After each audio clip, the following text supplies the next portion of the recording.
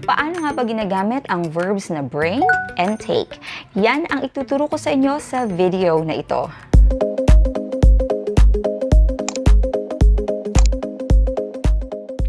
Hi, my name is Myra Cagete and welcome to a new English tutorial video.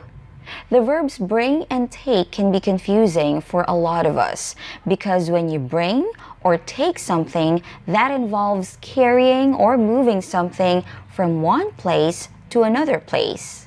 In this lesson, I will explain to you the difference between bring and take. There will also be a quiz at the end of the video, so please listen carefully.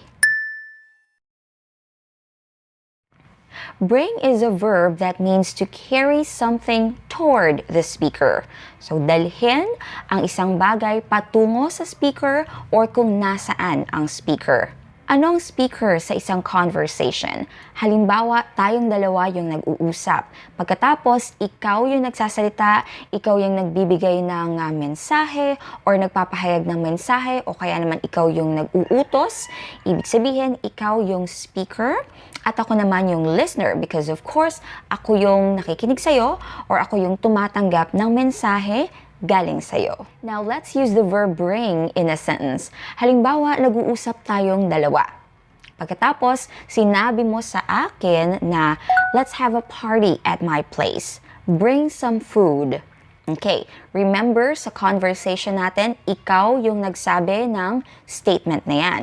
So, ibig sabihin, ikaw yung speaker at ako naman yung listener. So, when you tell me, let's have a party at my place, bring some food, ano ang ibig sabihin niyan? Ang ibig sabihin niyan ay magdadala ako ng pagkain papunta sa lugar mo or papunta sa bahay mo. From me to you kasi ikaw yung speaker.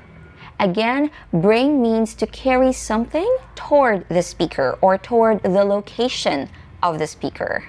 Now let's talk about take. Take is a verb that means to carry something away from the speaker or to another place. So, dalhin ang isang bagay palayo sa speaker or papunta sa ibang lugar. Halimbawa, tapos na yung party sa bahay mo and then meron pang natitirang mga pagkain, may mga leftovers pa. And then you tell me, take some food or take the leftovers if you want. Isa lang ang ibig sabihin niyan. Ang ibig sabihin niyan ay Sharon time na. Ang ibig sabihin niyan ay kukunin ko yung mga pagkain, yung mga natitirang pagkain, pagkatapos iuwi ko or dadalhin ko sa ibang lugar. Sa conversation na yan, ikaw yung nagsalita, di ba? Ikaw yung speaker at nagsabi sa akin na take some food or take the leftovers if you want. So again, ikaw yung speaker. It means dadalhin ko yung pagkain palayo sa'yo or papunta sa ibang lugar. Another example, kapag sinabi mo sa akin na Sarah baked some chocolate cake, you can go to her house and take some. So in this situation, ang pinag-uusapan natin is yung cake na nasa ibang lugar. Hindi nasa iyo, okay? Hindi nasa bahay mo. Kung hindi, nasa bahay ni Sarah.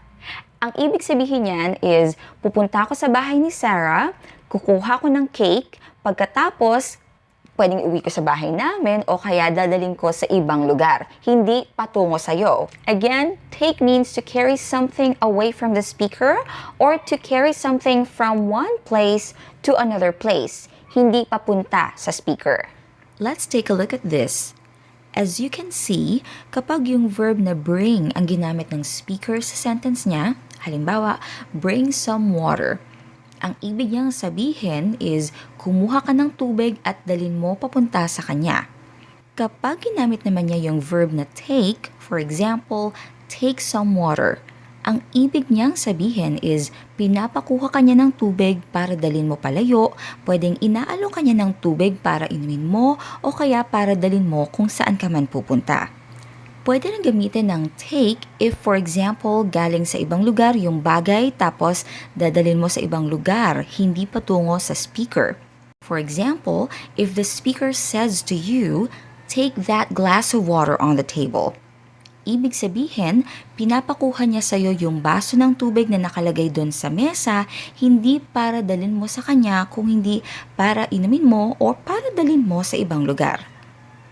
Now let's do the quiz.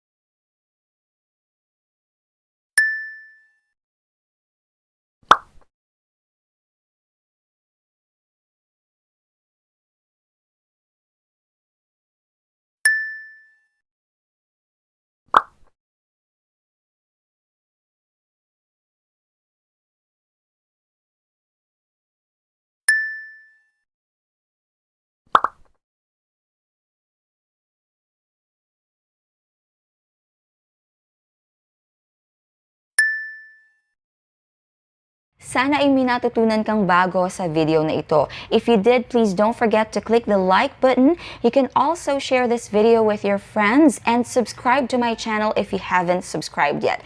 You can also click the bell icon right next to the subscribe button so that you will not miss anything. I'll see you again next time.